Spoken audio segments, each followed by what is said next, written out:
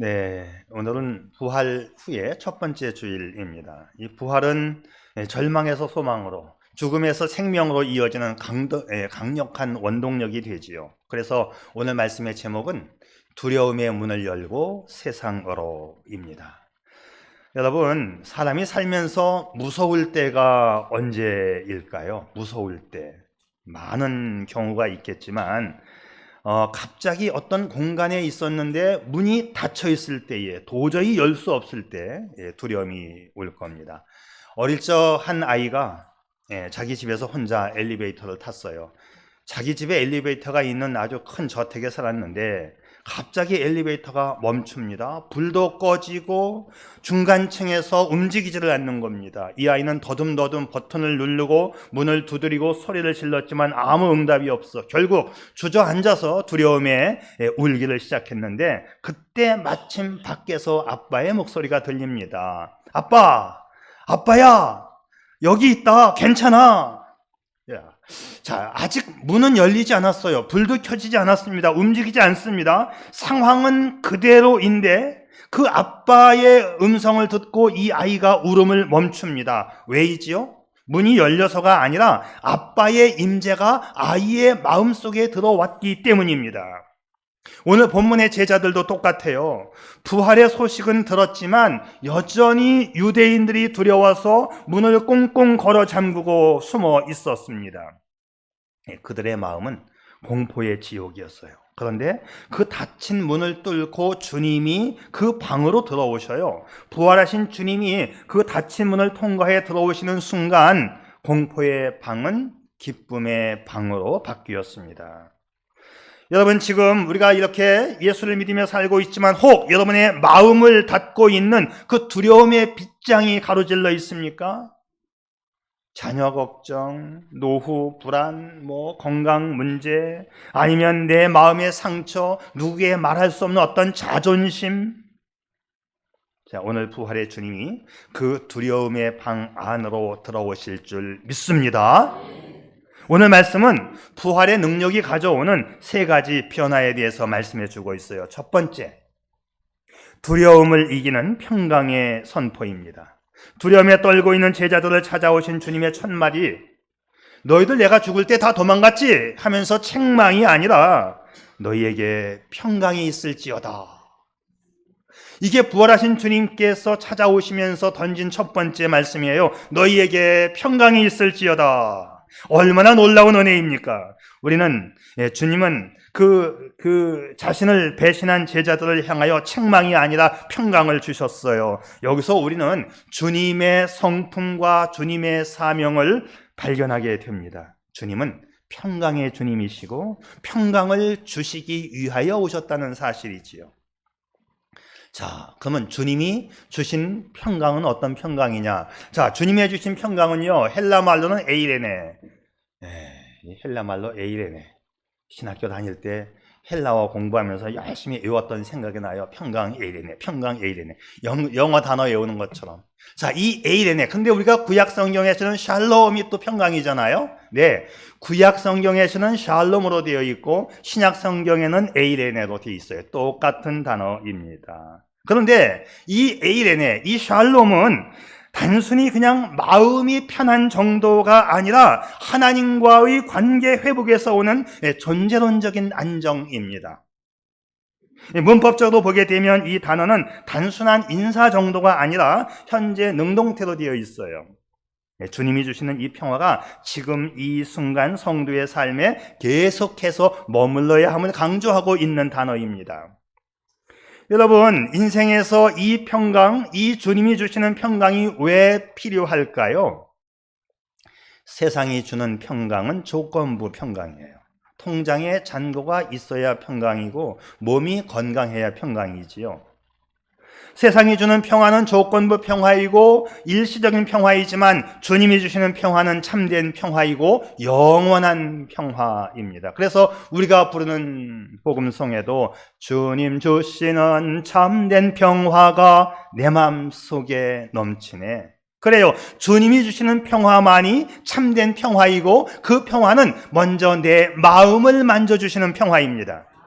오늘 말씀에서 주님이 주시는 이 평화는 죽음을 이기신 분만이 줄 수 있는 근원적인 평강이에요. 자, 이 부활의 평강이 임하면 눈에 보이는 상황과 현재 겪고 있는 문제와는 상관없이 먼저 우리의 마음의 평강이 찾아오는 거예요. 상황은 아직 변하지 않았어도 평강이 먼저 찾아옵니다. 파도가 쳐도 배 안에서 주님이 계시기 때문에 깊은 잠을 잘 수 있는 그 능력, 이것이 바로 주님의 평강이고 부활의 평강이에요. 상황은 그대로인데 마음의 평화가 찾아온다. 이것이 주님이 주시는 평화입니다. 우리가 잘 알고 있는 성경 말씀이 있지요. 빌립보서 4장 6절 7절 함께 읽을까요? 자, 이 앞에 화면을 보셔도 되고 또 암기하시는 분은 암송으로 외우셔도 되겠습니다. 우리 다 같이 시작. 아무것도 염려하지 말고 다만 모든 일에 기도와 간구로 너희 구할 것을 감사함으로 하나님께 아뢰라. 그리하면 모든 지각에 뛰어난 하나님의 평강이 그리스도 예수 안에서 너희 마음과 생각을 지키시리라. 아멘. 우리가 염려할 문제를 가지고 하나님께 기도하면 하나님께서 먼저 주시는 기도의 응답은 마음과 생각을 지켜주시는 것입니다. 근심, 걱정, 불안, 초조에 떨고 있는 이 마음과 생각을 안정시켜 주시는 것이 기도 응답의 첫 번째 신호입니다. 그 이유는 하나님의 성품과 하나님의 사명이 평강이시기 때문이지요. 기도하면 모든 지각에 뛰어난 하나님의 평강이 그리스도 예수 안에서 마음과 생각을 지켜주신다. 자, 우리가 문제를 끌어안고 기도하면 주님은 그 문제 해결보다 먼저 마음의 평강을 보내주시는 거예요. 우리가 자녀들을 키울 때에도 마찬가지잖아요. 아이들이 집에서 어떤 실수를 해가지고 뭐를 깨뜨리거나 뭐를 잘못 엉클어 놓을 수가 있지요. 그때 이 아이는 엄마한테 혼날까봐 두려워서 막 불안해합니다. 그때 이 사실을 발견한 엄마가 어떻게 합니까? 혼내는 엄마는 잘못된 엄마예요. 괜찮아. 다시 하면 돼. 괜찮아. 이렇게 하잖아요. 먼저 그 문제는 깨뜨려진 항아리는 깨진 채로 있지만 우리는 그 아이에게 괜찮아. 괜찮아. 바로 그 괜찮아 하고 마음의 평강을 주시는 그 하나님, 바로 그 하나님이 오늘 부활의 주님이시지요. 상황은 변한 것이 없지만 먼저 마음의 평강을 주시는 주님이십니다. 그래서 우리가 기도할 때에 기도를 했는데 마음이 편해지는 것을 느꼈다면 그것은 기도 응답에 대한 마중물입니다. 주님은 상황의 변화 이전에 먼저 마음의 평강을 가지고 찾아오시는 주님이시지요. 이것이 주님의 성품입니다. 아마 여러분들도 그런 경험 많이 했을 거예요. 어떤 문제로 기도했는데 기도하고 나니까 마음이 편해지는 경험을 해보셨을 겁니다. 아직 문제는 그대로 있지만 마음은 고요합니다. 이것은 주님이 먼저 여러분의 마음속에 들어와 계신다고 하는 증거입니다. 성도 여러분, 이것이 평강의 주님께서 베푸시는 부활의 평강이에요. 오늘 이 평강이 여러분에게 있기를 축복합니다. 어느 권사님이 난생 처음 비행기를 타셨어요. 그날따라 난기류가 심해서 비행기가 몹시 흔들려 막 덜컹거리는 거죠.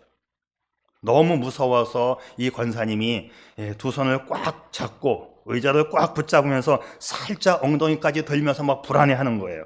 옆 사람이 목적지까지 다 간 다음에 물어봤습니다. 권사님, 왜 그렇게 자세가 불안해졌어요?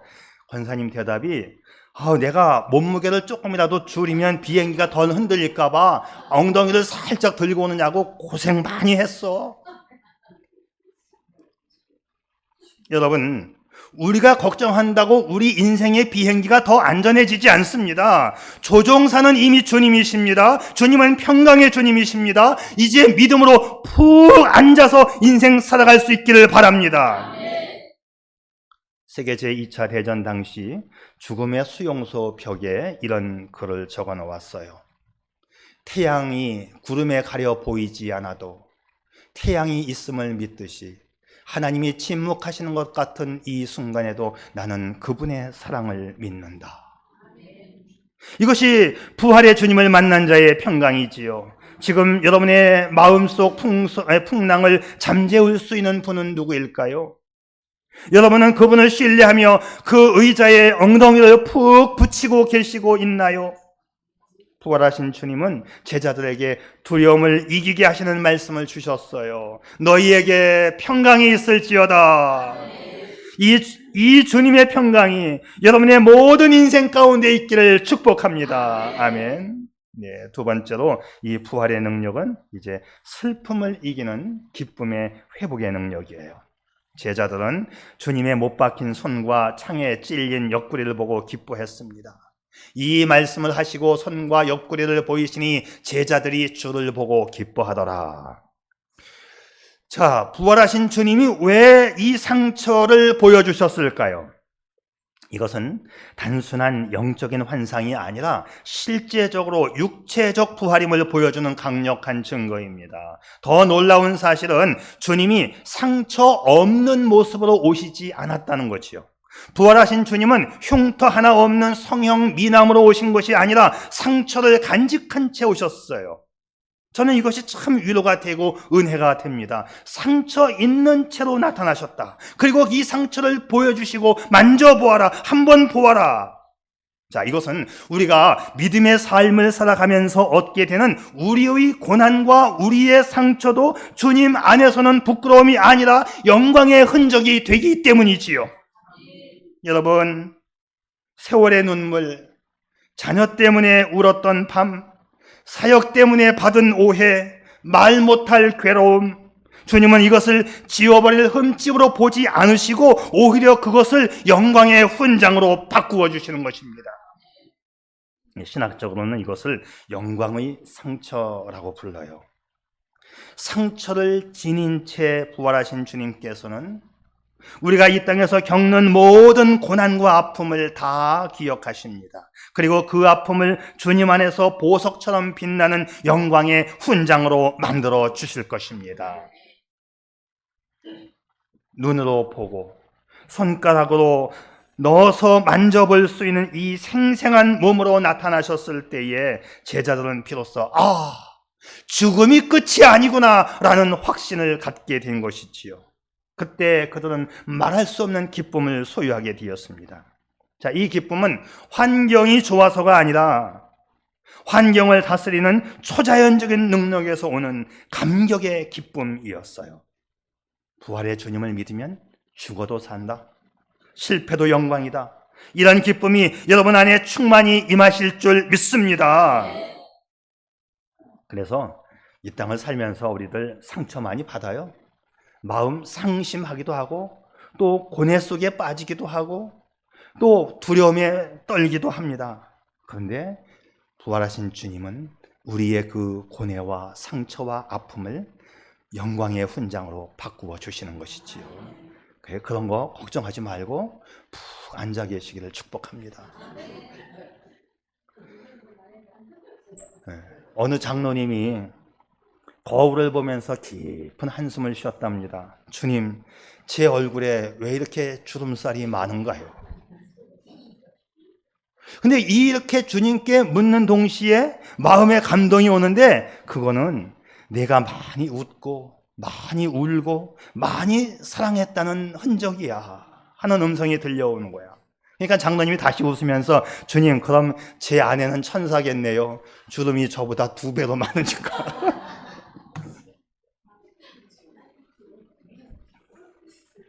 맞아요. 저도 그렇게 생각합니다. 인생 살면서 생긴 주름살, 인생의 훈장 아닌가요? 이거 어떻게 만들어? 걱정하지 마세요, 권사님. 이거 어떻게 만들어, 이거를?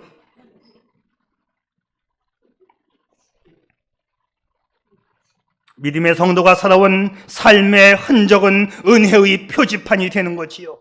여러분, 우리 삶의 주름과 상처는 주님 안에서 영광의 흔적이 되는 것입니다. 겉으로 보이는 주름살과 검버섯 때문에 실망하지 말고 오직 믿음으로 살아갈 수 있기를 바랍니다. 이게 더 중요한 거예요. 주름살 있으면 어때요? 색깔 하얘지면 어때요? 검버섯 있으면 어때요? 우리 마음속에 예수님을 향한, 하나님을 향한 믿음이 더 충만할 수 있기를 바랍니다. 상처 입은 채 찾아오신 주님은 이 상처를 영광의 흔적으로 바꾸어 주시는 것입니다. 영국의 스펄전 목사님 참 설교를 잘하셨습니다. 그분의 설교를 들어보고 있으면 말이죠, 막 그냥 진짜 실감나는 것 같아요. 그 당시에 그 스펄전 목사님이 설교할 때의 그 상황을 적은 기록을 보았더니 지옥 설교를 하면 내가 마치 지옥에 떨어지는 것 같은 그런 느낌을 받으면서 설교를 들었다고 해요. 얼마나 설교를 잘하셨는지요. 그런데 스펄전 목사님은 평생 우울증으로 고생을 하셨다는 거예요.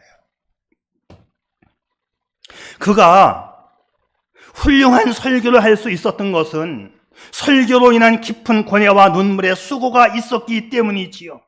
한순간도 설교에서 벗어나 본 적이 없이 설교에 대한 마음의 부담감이 있었기 때문에, 그 설교에 대한 일평생의 부담감 때문에 그것이 우울증으로 바뀌었습니다.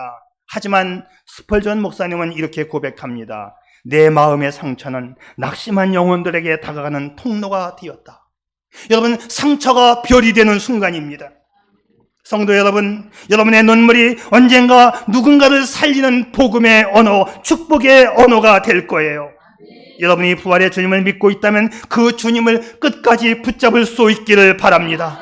숨기고 싶은 상처가 있나요? 사랑하시는 평강의 주님께서 영광의 훈장으로 바꾸어 주실 것입니다. 주님 때문에, 주님으로 인하여 믿음으로 살아보려고 하는 그 사명이 여러분에게 있는지요? 그것이 바로 여러분의 가장 아름다운 삶의 훈장이 되지 않을까요? 자, 주님의 부활은 첫째, 두려움을 이기는 평강이 우리에게 찾아왔고, 슬픔을 이기는 기쁨, 슬픔을 이기는 영광의 훈장이라고 성경은 말씀해 줍니다. 마지막 세 번째는 사명을 향한 파송을 우리에게 말씀해 주고 있어요. 주님은 평강과 기쁨으로 끝내지 않고 이렇게 말씀하십니다. 아버지께서 나를 보내신 것 같이 나도 너희를 보내노라. 주님은 나도 너희를 세상으로 보낸다 말씀하십니다. 여기서 이 보낸다는 말이 헬라어로는 아포스텔로예요. 아포스텔로. 이 아포스텔로가 그 영어에서는 아포슬, 사도라는 뜻인데, 결국 사도라고 하는 말은 헬라어에서 온 말이고 그 뜻은 보낸다, 파송한다, 그런 뜻을 가지고 있어요. 사도, 보낸다. 우리가 성경에서 발견하는 참 재미있는 사실은 주님의 고난과 부활을 거치면서 실망과 두려움에 떨던 제자들이 부활을 경험하고 나서는 보냄받은 자가 되었다는 것이죠. 우리도 부활절 이후의 신앙은 모이는 신앙에서 흩어지는 신앙으로 바뀌어야 합니다. 예배당 안의 감격이 가정과 일터의 사명으로 이어져야 하는 것이지요. 우리는 예수님의 직계 12제자는 아니기에 우리는 사도는 아닙니다. 하지만 신학적으로 볼 때에 우리는 사도성을 계승한 사람들, 사도성이 있는 사람들이에요. 사도들이 목숨을 걸고 지켰던 그 복음의 바통이 오늘 우리 손에 쥐어져 있다는 것입니다. 그렇다면 오늘 우리는 어떻게 살아야 할까요? 부활절 이후의 신앙은 체질이 바뀐 신앙이 되어야 하겠지요. 나만 복받는 종교에서 남을 살리는 사명으로 체질이 바뀌어야 합니다. 거룩한 복음의 부담감을 가지고 세상 속으로 흩어지는 보냄받은 자의 삶을 살아야 하는 것이지요. 부활절 이후의 신앙은 모이는 교회에서 흩어지는 교회로 체질이 바뀌어야 하는 것입니다. 어떤 성도님이 기도할 때 주여 저를 써주세요, 아프리카든 아마존이든 가겠나이다 뜨겁게 기도하길래 목사님께서 집사님 그럼 이번 주 교회 청소 좀 해주세요 부탁했더니, 목사님 그건 제 은사가 아닙니다. 여러분, 사명은 멀리 가는 것만 사명이 아니에요. 사명은 멀리 있지 않습니다. 오늘 집에 가서 가족들에게 따뜻한 말 한마디 건네는 것이 그게 사명이에요. 낙심한 성도에게 안부 전화 한 통, 직장에서 정직하게 대하는 태도, 식당에서 종업원들에게 미소로 대하는 이 말 한마디, 이것이 바로 부활의 증인이 하는 삶의 태도입니다. 밀레의 만종 아시죠? 밀레는 가난한 가정에서 자라서 화가의 길을 걸어갔는데 돈이 안 되는 거예요. 그래서 이 붓을 꺾어버리고 화가의 길을 포기하려고 할 때 친구 루소가 그 밀레의 그림을 사주면서 자네 그림은 세상을 치유하는 하나님의 도구가 될 거야 격려해 주었어요. 그 루소의 덕분에 오늘 우리가 위대한 작품을 보고 있는 것입니다. 우리 모두는 누군가에게 부활을 전하는, 부활의 기쁨을 증거하는 우리 루소의 역할을 감당해야 되겠지요. 오늘 예배당 문을 나가서 여러분이 가장 먼저 부활의 미소를 보여주어야 할 사람은 누구일까요? 오늘 여러분의 말 한마디가 누군가의 무너진 인생을 다시 일으키는 부활의 음성이 될 것입니다. 사랑하는 성도 여러분, 오늘 말씀의 핵심은 주님이 그 방 안으로 들어오셨다가 아니라 더 중요한 것은 제자들이 그 방 안에서 함께 나갔다고 하는 사실이에요. 닫힌 문 안에서 떨던 제자들이 밖으로 나가서 세상을 뒤흔드는 증인이 되었다는 것이지요. 왜이지요? 평강을 받았기 때문에, 상처가 기쁨으로 바뀌었기 때문에, 사명을 받았기 때문이에요. 성도 여러분, 부활하신 주님은 닫힌 문을 뚫고 제자들에게 오셔서 그 떨리는 손을 붙잡아 주십니다. 그리고 그 손에 복음의 횃불을 들려주셨어요. 여러분 기억하십시오. 여러분은 혼자가 아닙니다. 인생의 문이 꽉 막혀 앞이 보이지 않을 때 그 자리에 주님이 말씀하십니다. 얘야, 문 열어라. 내가 이미 왔다. 이제 나와 함께 세상으로 나가자. 말씀하시는 주님이시지요.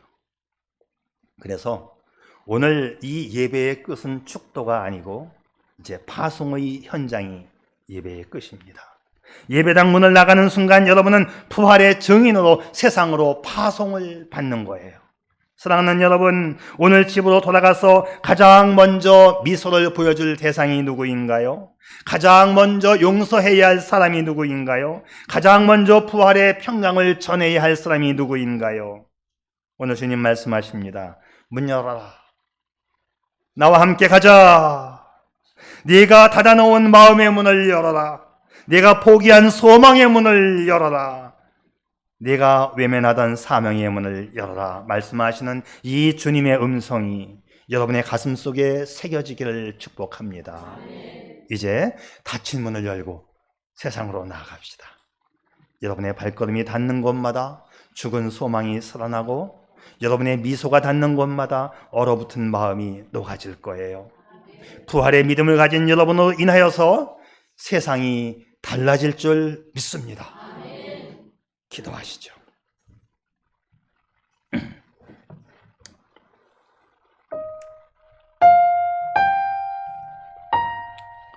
인생에는 닫힌 문들이 많이 있습니다. 당신도 상처받고 다시는 사랑하지 않으려고 마음의 문을 닫았나요? 당신도 실패 이후 다시는 도전하지 않으려고 인생의 문을 닫았나요? 자녀 문제 때문에 웃음을 잃고 소망의 문을 닫지는 않았는지요? 부활하신 주님은 오늘 그 닫힌 문을 뚫고 여러분 곁으로 찾아오셨습니다. 그리고 책망 대신 평강이 있을지어다 라며 떨리는 여러분의 손을 잡아 주셨어요. 주님이 보여주신 손과 옆구리의 상처를 보십시오. 주님은 여러분이 흘린 눈물과 고난의 흔적을 결코 잊지 않으십니다. 오히려 그 아픔을 보석처럼 빛나는 영광의 훈장으로 바꾸어 주실 것입니다. 이제 주님과 함께 그 두려움의 문을 열고 세상으로 나갑시다. 주님이 주신 평강을 가슴에 품고 여러분의 삶의 자리에서 부활의 미소를 보여주십시오.